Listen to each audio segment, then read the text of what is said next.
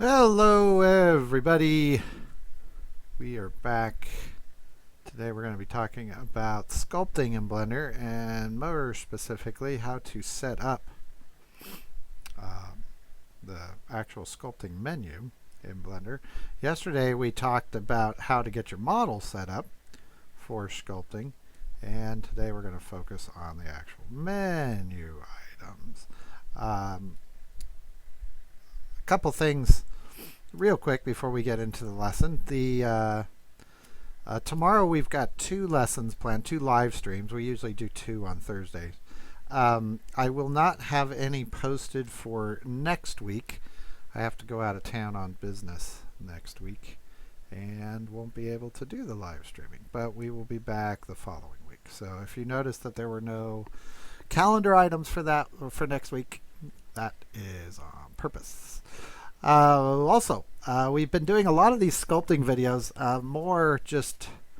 it just happens that's where I am in the curriculum development. So some of them we do here on the live stream, and some of them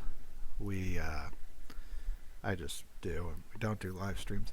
But some of them are unrelated. So this one isn't so much related to yesterday's, even though we're going to use the same model. So there'll be some of the same information and some new information.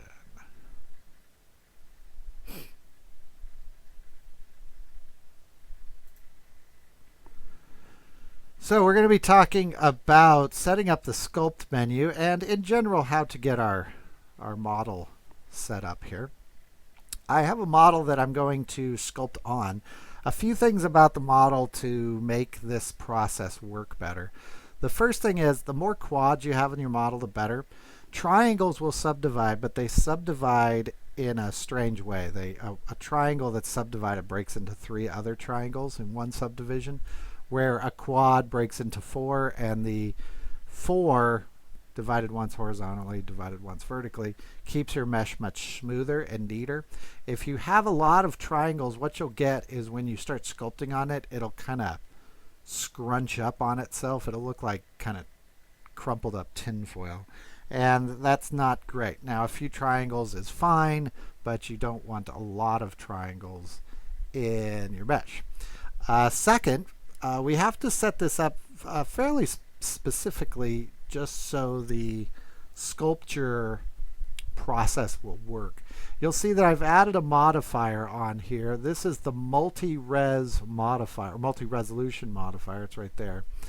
And I have hit this subdivide button a few times to subdivide it. And the way we could tell is, you see it says subdivided. My preview's at 3, all these are at 3. And if I go down in subdivisions, what we would see, here we go.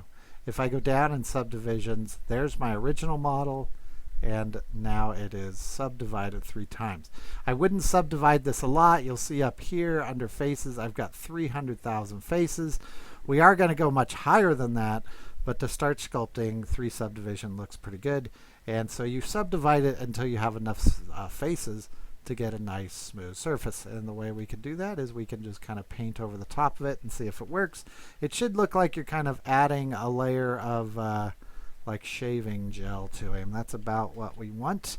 If it looks real pointed or angular, then you want more subdivisions. We're going to leave this multi-resolution modifier on there as we've been as we sculpt.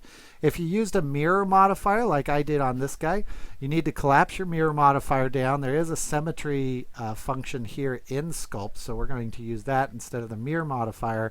If you sculpt with the mirror modifier on it, it will not transfer over that seam on the mirror, and it will just make for a real wavy seam, and we don't want that. Also, merge all your vertices. Apply, one thing I did not do, go to object mode here, apply your transforms at this point. You'll be much happier. You won't get any weird stuff. And we're going to be in object mode for most of, oh, sorry, not object mode. We're going to be in sculpt mode for most of this, and that is where sculpt mode is located. All right, well, once we get that far, we now have some new tools. So we have the sculpting brushes that are right here at the top.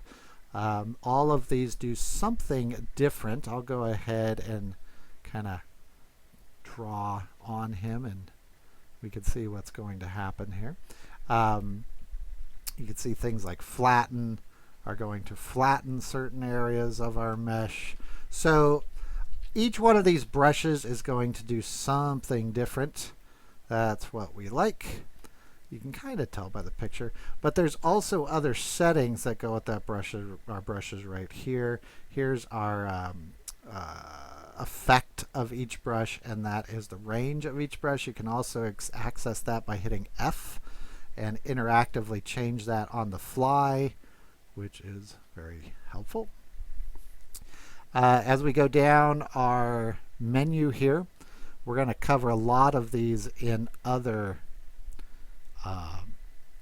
videos, but our stroke here is the spacing is what we care about. If the spacing is set high, then it means that the space between what our little images that make up our brush will be bigger. And so what you'll end up with is like a dotted stroke.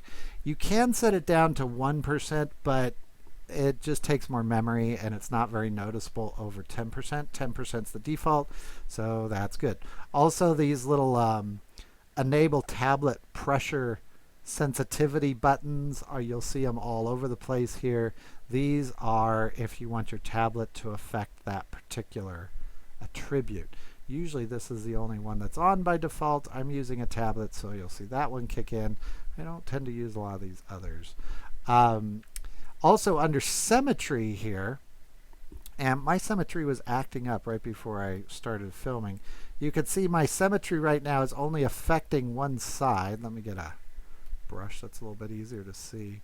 And if I turn on my X, you'll see that it affects both sides. It was acting up in that I had to turn off X for it to work before we started, but it seems to be happy now.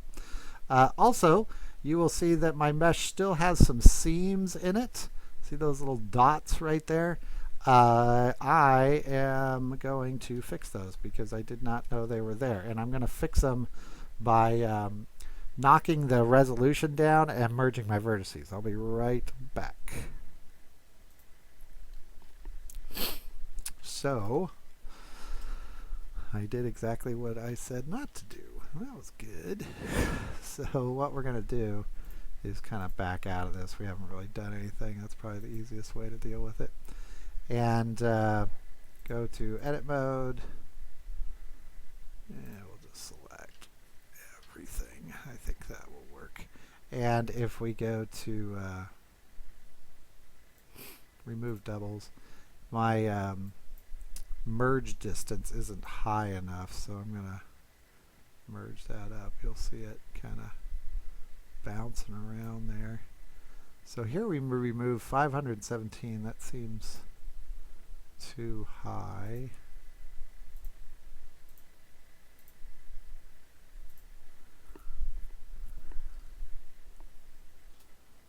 I'm not sure where all those vertices are coming from. That's what I'm looking at.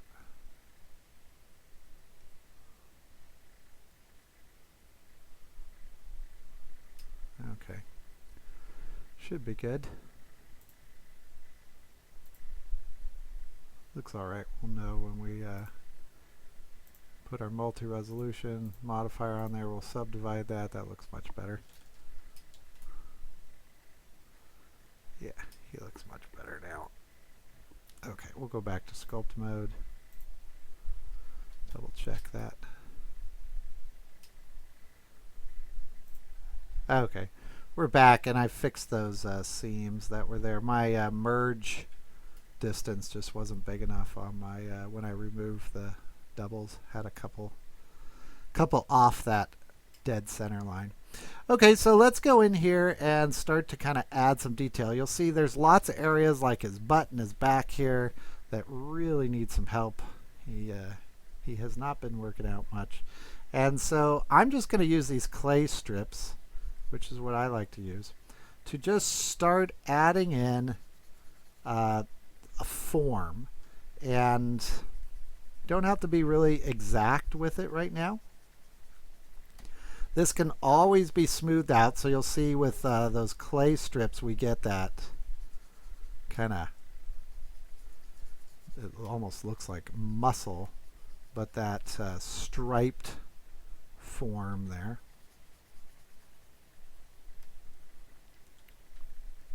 Add some beef to him here.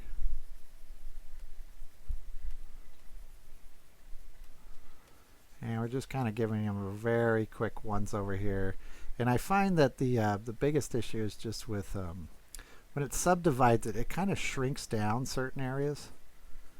And they need to be kind of ballooned back in shape. Now, we're not just going to look at the clay brush. Let's look at some of these other brushes while we're here. There is the inflate brush, which I do like. I'm going to make my brush a little bit bigger.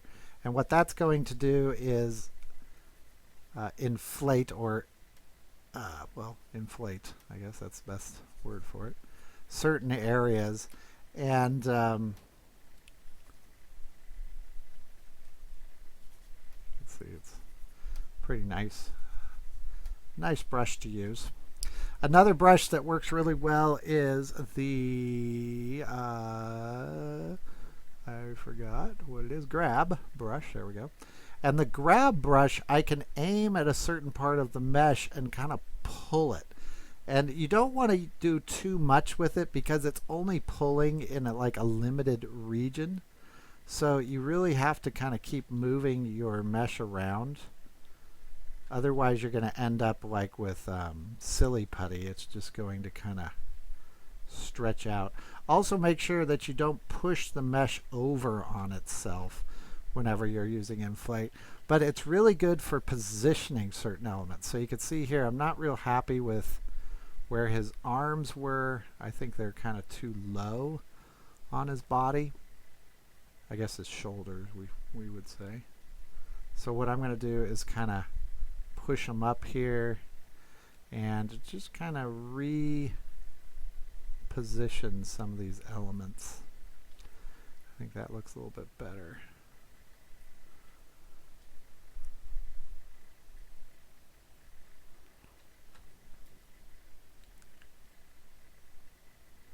Areas like here, that's a little bit off.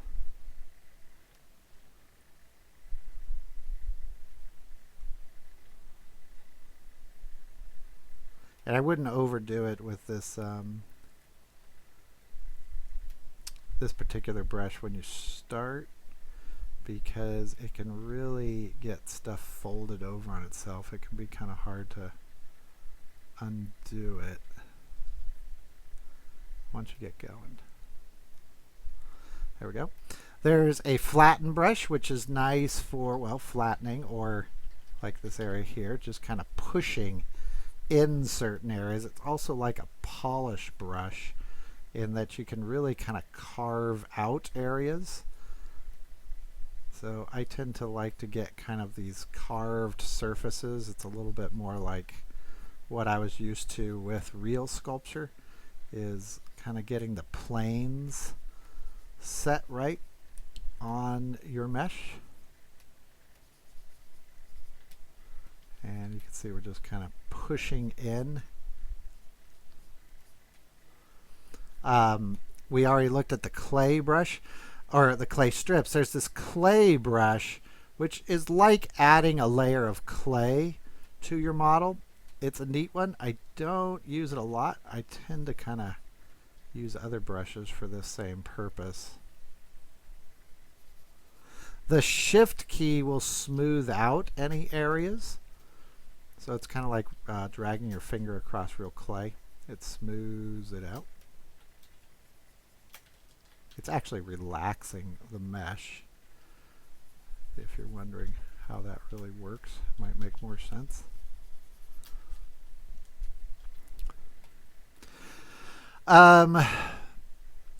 Some other brushes that are neat, the crease brush, although I'd be really careful with it, it kind of tightens up areas. You can see it just makes a crease, kind of like you're dragging your fingernail through there. But it does fold the mesh over on itself, so I don't like to use that until you get closer to the end.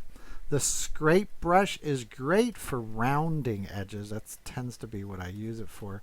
But it's like using a scraper tool in real sculpting, in that it just will kind of remove a layer of clay. The Sculpt Draw is the default. I don't tend to use it a lot. I think that's all I'm going to use for now. So I'm going to go ahead and sculpt on this guy for a little bit, and we'll be right back.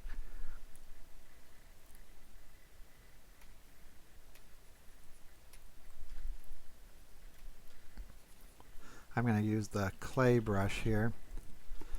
And he doesn't have enough polygons in it to really get into the details, which is good. We don't really want to get into the details yet. You can see like here in his back, I'm going to really bulk up his back. My concept for this guy was to kind of have these huge back muscles on him.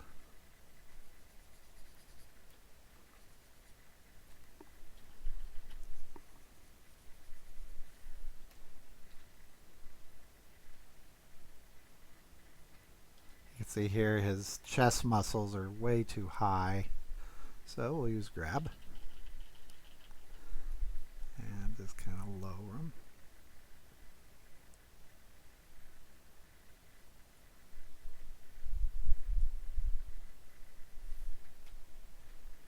He's supposed to be kind of a big bruiser type guy.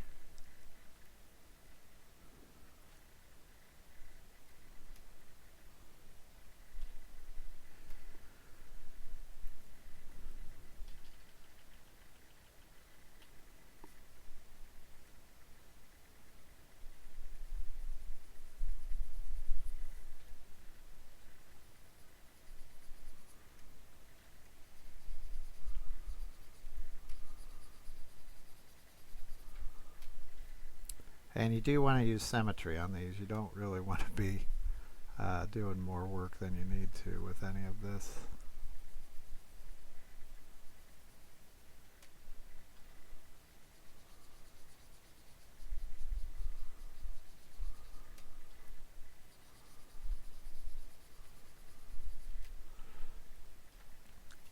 And I think it's easiest if you just deal with kind of great big shapes whenever you're doing something like this guy. First, so deal with those great big shapes like legs, stomach, abdomen.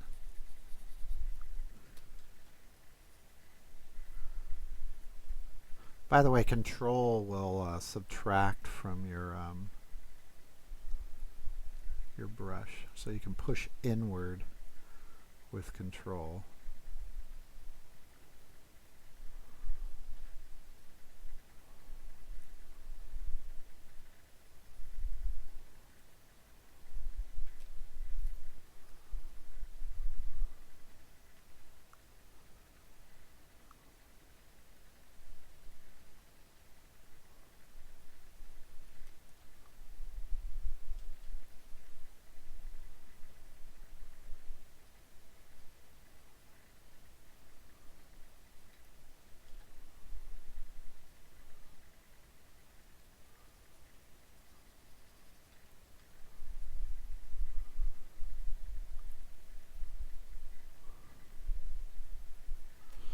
Yeah, you can see how those major muscle groups are kind of coming together.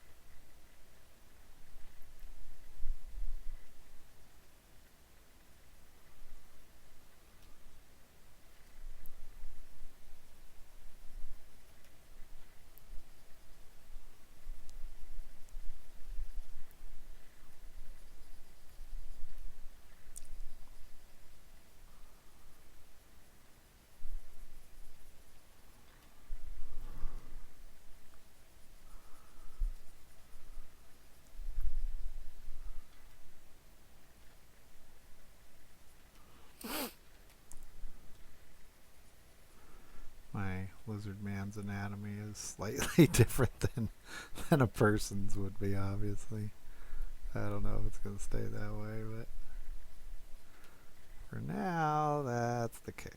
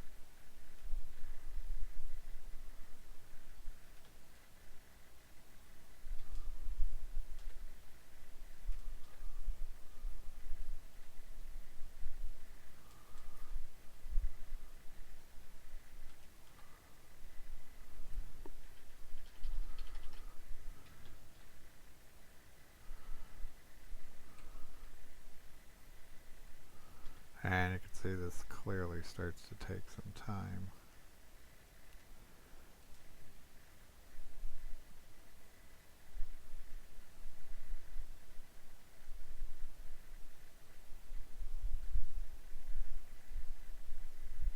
Oops. Don't like that.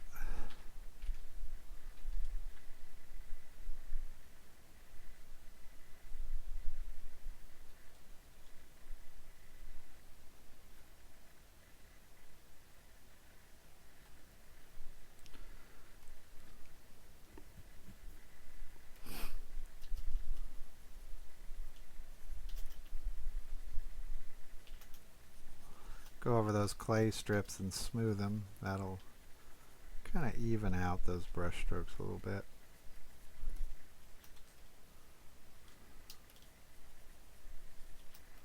I tend to kind of go back and forth between clay strips, the flatten brush, to get those planes kind of really carved in there.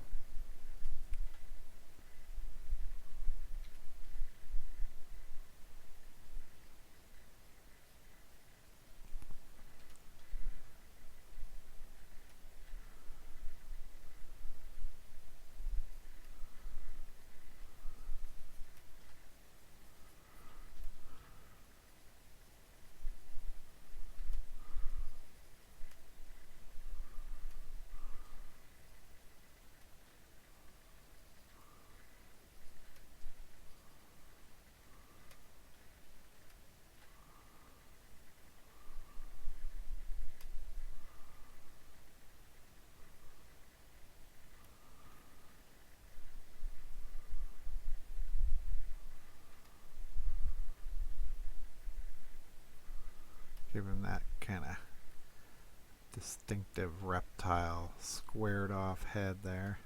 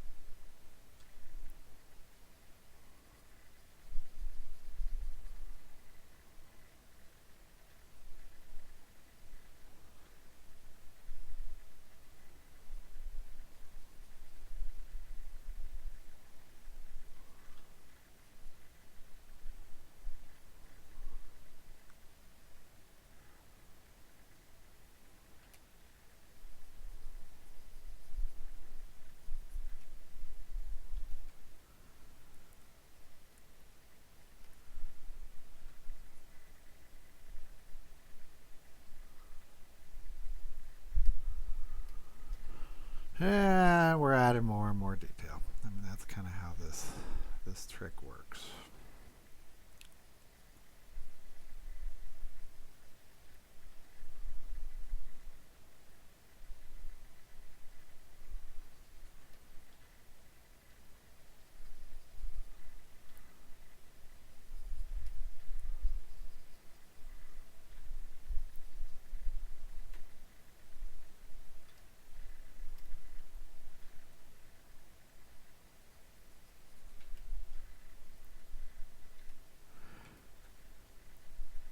Okay, so we've added a lot of detail to our mesh. You can see his forms are starting to take shape. And at this point, I would just keep doing this. Now, I can add more subdivisions. So if I want more detail, I may need to add some more subdivisions to this. And now when I sculpt, well, the details are going to be sharper. The more polygons you've got, the sharper it's going to be. But I did bump him up over 1 million polygons. If I would subdivide this again, I would have close to probably, I can't do the math quick enough, I'd have over 4 million polygons. And that's probably too much. So at this point, we may have to come in here now and start getting into smaller and smaller detail. When you do the great big details, just lower the preview, or the sculpt, sorry. Lower the sculpt. And when you have higher details, you can make it a little bit higher, obviously. So at this point, I would suggest playing with that sculpt brush. Get some of those settings down. Get used to it. It will do everything, well, most everything, that ZBrush or Mudbox will do. So it makes it a real good option for the types of models that we do a lot of in game design. And clearly we would probably bake this detail out. I don't think we'd use this mesh in our game. And this guy has a long way still to go. So I'm going to keep working on him, and you can play with those settings. Thanks for watching. Okay. I'm going to keep working on him here live for a little bit. We actually have a little bit of time left.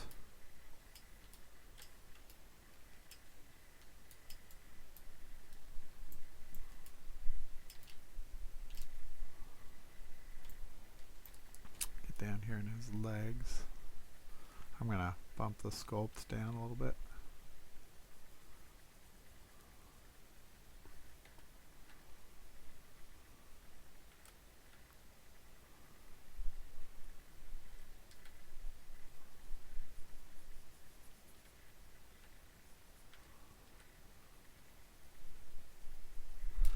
Be right back. I want to check something on anatomy here.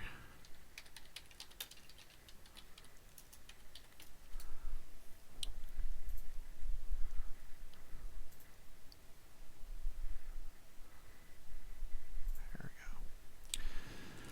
we go. These leg muscles I always get confused with. There's a big muscle that kind of comes down here from the hip, right around in there.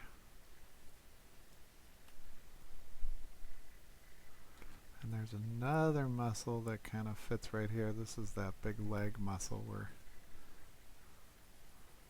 used to seeing.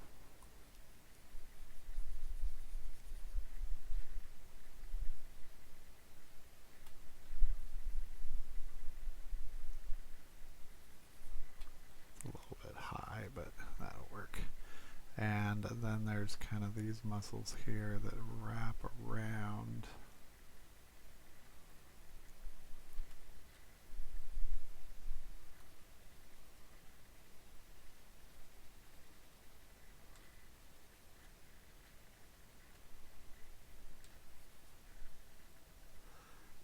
This muscle here kind of comes down and around here.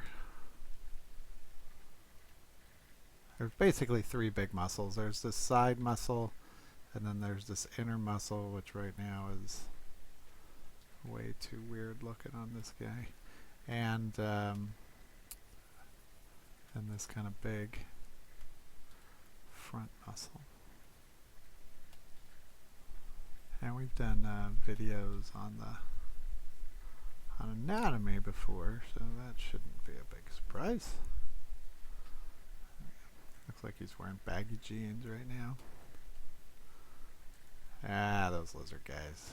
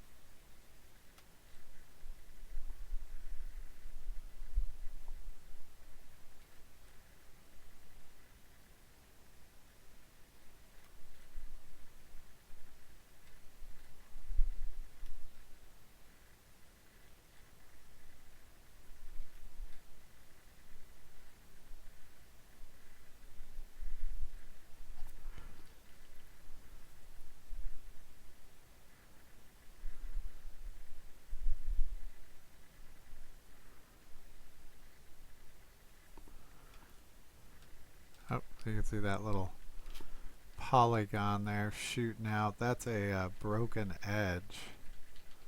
And I'm not sure where that happened. That might have been in my regular model. That's a vertex.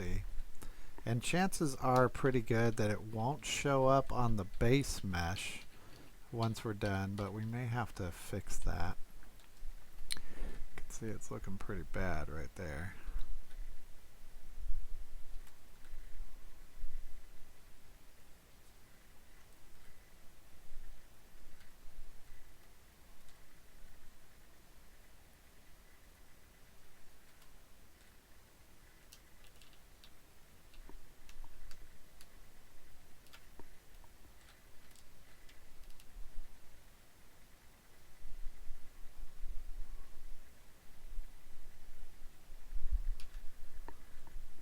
See that we got some issues there with the hand. I didn't see those before we transitioned over to this mode. We'll have to deal with those down the road.